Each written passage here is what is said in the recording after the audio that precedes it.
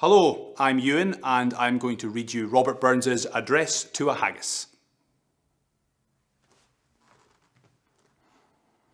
Fair fa your honest sonsy face, great chieftain o' the puddin race, aboon them ye tak your place, pinch, tripe or therum, weel are ye worthy o' a grace as lang's ma erum. The groaning trencher there ye fill, your hurdies like a distant hill, your pin would help to mend a mill in time o' need, while through your pores the dews distill like amber bead. His knife, see, rustic labour dicht, and cut ye up with ready slicht, trenching your gushing entrails bricht like ony ditch. And then, what a glorious sicht, warm reeking, rich.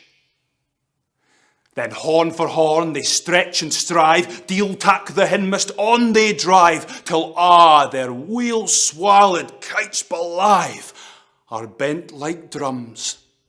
Then old Gidman, maist like to rive, be thank it hums. Is there that o'er his French ragout, or olio that would staw a sou, or fricassee would mak her spew wi' perfect scunner, look down wi' sneer and scornfu' view on sic a dinner? Poor devil, see him o'er his trash, as feckless as a withered rash, his spindle shank a good whiplash, his neve a nit, through bloody flood or field to dash. How unfit! But mark the rustic haggis fed, the trembling earth resounds his tread, clapping his wally neve a blade, he'll mak it whistle, and legs and arms and heads will sned like taps o' thistle.